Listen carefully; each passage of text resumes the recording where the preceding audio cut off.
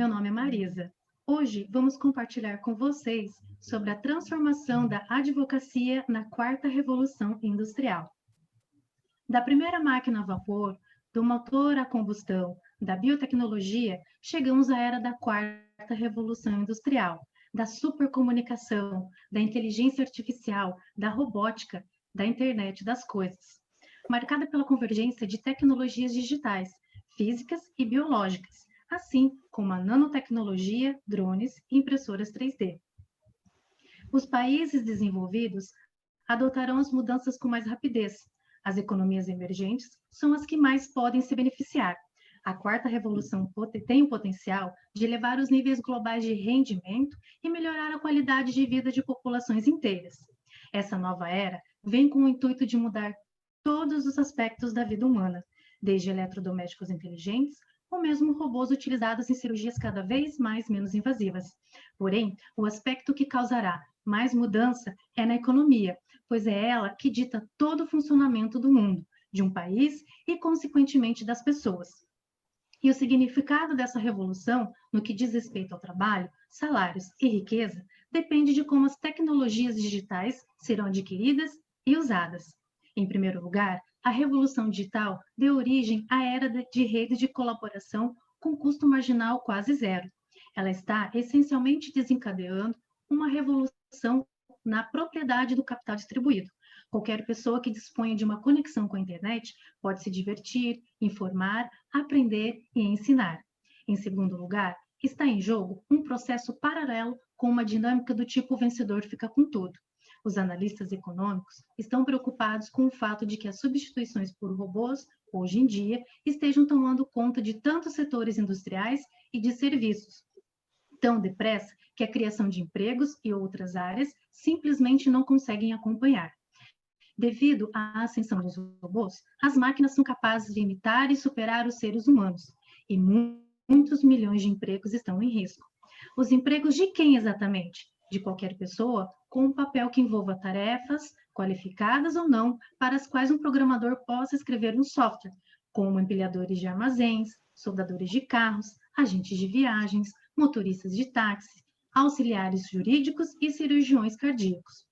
Uma possível solução para esse crescimento desproporcional seria o investimento na formação de pessoas nos domínios em que elas possam vencer os robôs com facilidade, assim como a criatividade, empatia, percepção e contato humano, habilidades que são fundamentais para muitos tipos de trabalho, desde professores primários, diretores artísticos, psicoterapeutas e assistentes sociais, pois os seres humanos possuem desejos econômicos que só podem ser satisfeitos por outros seres humanos. Obviamente, o processo de transformação só beneficiará quem for capaz de inovar e se adaptar. As mudanças são muitas e profundas e trazem um alerta sobre as desigualdades sociais e segurança geopolítica. Desse modo, o ramo da advocacia, que é um formato clássico e tradicional, deve construir um modelo para dar resposta social à nova estrutura. O novo deve se formar para poder se expandir em busca de outras soluções. Olá, meu nome é Retiane. Como bem colocado pela Marisa, a quarta revolução industrial é a era da supercomunicação, inteligência artificial, a robótica, e essa tecnologia aumenta a riqueza de automoção. A corrida contra a máquina acelera a produtividade e transforma de maneira irreversível o contexto de economia. Devido a essa crescente evolução tecnológica, empresas inovadoras que já se adaptaram a essa nova realidade crescem em ritmo acelerado. Então, não é mais possível que o direito se mantenha estagnado diante de mudanças tão profundas. Só que um dos impasses a essa transformação que se observa no Brasil é um grande lapso temporal que separa a popularização das novas dinâmicas disruptivas e a regulamentação legal e infralegal. Um exemplo disso é que em março de 2018 foi publicada a Lei 13.640, que alterou as diretrizes da Política Nacional de Mobilidade Urbana para regulamentar os transportes de remunerado, privado e individual de passageiros. Só que essa lei foi sancionada com 4 anos de atraso em relação à chegada do Uber no Brasil. Ou seja, as 3 dimensões do direito, fato, valor e norma, nunca precisaram estar tão em sintonia quanto agora.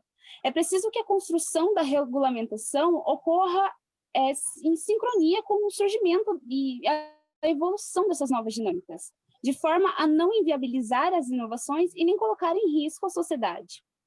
Portanto, com a adaptação dessa regulamentação do direito brasileiro, é que deverá ser inserido essa inteligência artificial na rotina dos escritórios, o que, por sua vez, claro, terá um processo de celeridade, retirará dos advogados aquela tarefa mais burocráticas e repetitivas que tomam tempo. Dessa forma, é identificado como uma primeira onda da adaptação do direito a essas mudanças tecnológicas a Lei 11.411 de 2006, que versa sobre a informatização do processo judicial. Ela autoriza o uso de meio eletrônico na tramitação de processos, comunicação de atos e transmissões de peças processuais pela internet, além de prever a utilização da assinatura digital em atos. Só que essa é somente a primeira onda. A segunda onda, então, estaria presente a implantação da jurimetria na maioria dos escritórios, de preferência.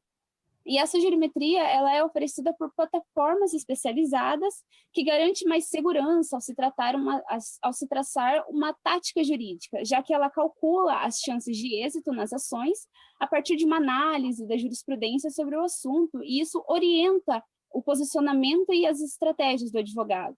Outro ponto seria a automatização de documentos, pois ela facilita a gestação de contratos e petições, permitindo diferentes grupos do escritório tenham acesso a essa informação. Assim, os fluxos de trabalho seriam estabelecidos com maior eficiência e as ações correriam mais rápido, evitando emendas à inicial, por exemplo.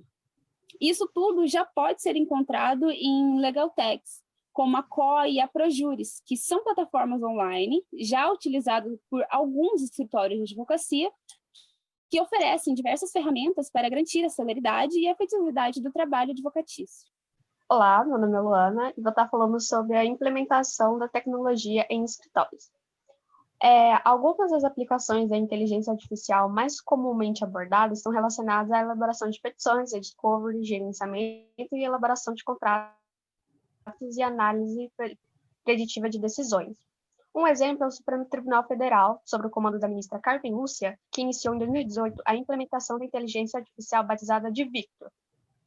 Victor faz a análise de todos os recursos extraordinários submetidos ao STF para verificação de temas de repercussão geral como forma de subsidiar a análise dos recursos de servidores do tribunal. Ou seja, Victor está sendo usado apenas para promover maior celeridade na tramitação dos processos. Referente às competências, o Fórum Econômico Mundial tem o intuito de debater questões sociopolíticas, econômicas e ambientais. Anualmente acontece esse evento na cidade de Davos, na Suíça. Os participantes desse evento são líderes políticos, chefes de estados, personalidades públicas, grandes empresários e ativistas e líderes religiosos. Todos esses grandes influenciadores mundiais se juntaram no ano passado, 2019, e apresentaram um relatório denominado O Futuro do Trabalho, com objetivos estipulados de acordo com as possíveis mudanças até o ano de 2022. De acordo com esse relatório, as máquinas irão ocupar muito mais espaço e desempenhar mais funções que os seres humanos, porém, de forma paralela, novas habilidades serão necessárias, e a previsão é que a revolução tecnológica criará cerca de 58 milhões de novos empregos e profissões. Foi criada uma lista referente às 10 competências profissionais que serão requisitadas até 2022, sendo elas pensamento inovador e analítico, aprendizado ativo e estratégias de aprendizado, criatividade, originalidade e iniciativa, tecnologia, design e programação, pensamento crítico e analítico, resolução de problemas complexos, liderança e influência social, inteligência emocional, racionalidade de resolução de problemas e ideação. E como última competência, análise e avaliação de sistemas.